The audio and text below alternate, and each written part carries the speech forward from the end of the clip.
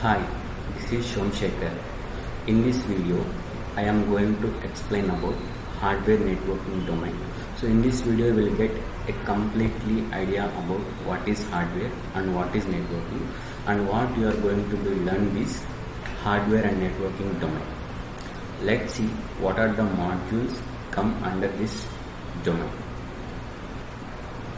See what you are going to be learn in this module. So we are going to be learn about introduction to the computer. So today, wherever you can see, everywhere we are using the computers. So without computer we cannot do nothing. So from the scratch onwards, we will teach you in this domain.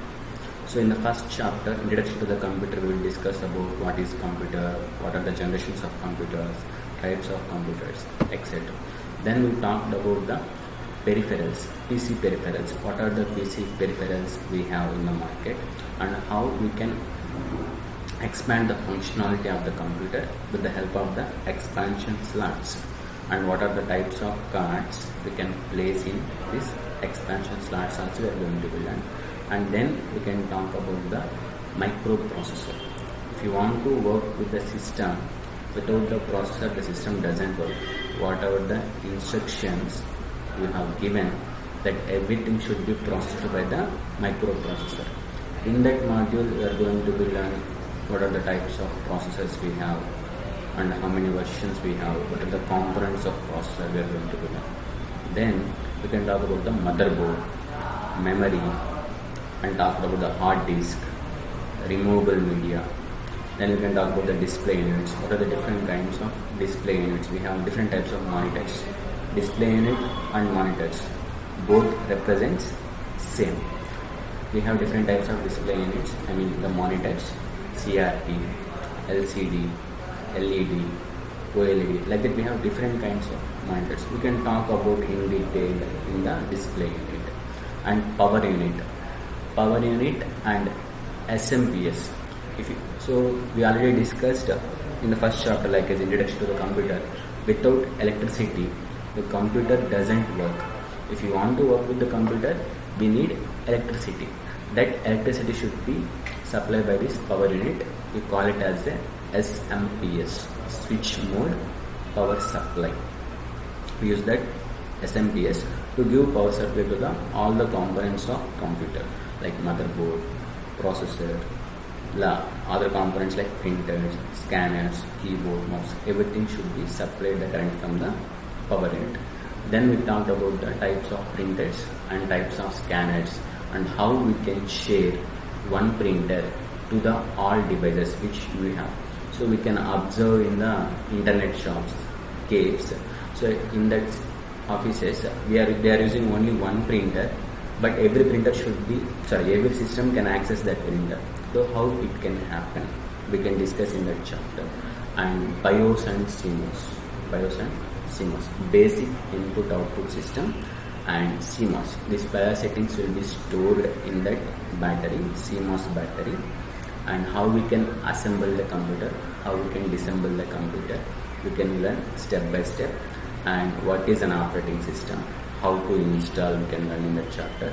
And after installation of the operating system, we learn about disk management, managing user and group, configuring device and drivers, sharing many more. So it was a big course module. You can learn a lot of things in this course, hardware networking course. These all concepts belongs to the only hardware part only. In the networking also you can learn more concepts. I will talk about one by one module. The first chapter is introduction to the computer. As earlier I said, here we can talk about the generations of computers, classifications of computers. You can see. So have a look on the picture. In the next chapter, peripherals. What are the different kinds of peripherals and expansion cards and slots are available in the market to improve the functionality of the computers. So peripherals in the sense headsets, external hard disk, keyboard, mouse, camera, memory card. These all are the external peripherals. We can talk, we have different categories of peripherals. We can discuss in detail in that chapter. And the processor. See, the person is holding the processor on his hand or her hand. So that is the processor. You can place this processor in the motherboard. So with each and every instructions in the computer should be processed by the microprocessor only. In this we have different types, and there are several core components of the microprocessor also. We can discuss in detail in this chapter, microprocessor. And this is the motherboard. This is the motherboard. So we can see inside of the cabinet, or you can say some people are calling CPU, but we have to call it as a cabinet. Inside of the cabinet we have this component, motherboard.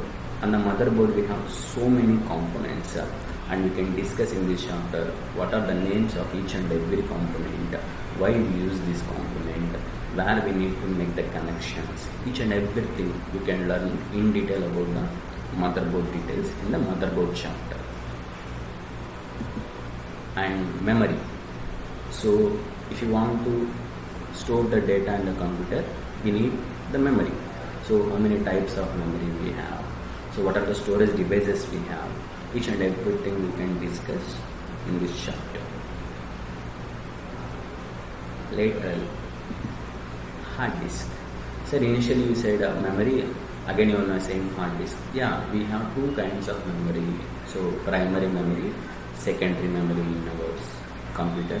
So hard disk comes under secondary memory. Here we can data store permanently. That is the front and rear view of the hard disk. In this we can store the data. So these are the removable media. These are the removable media, and nothing but we can connect the device to the computer and we can remove. So that's why we call it as a removable media. In this chapter we can discuss about what are the different kinds of removable media we have, what are the storage capacities of those media. Each and everything we can learn in this chapter.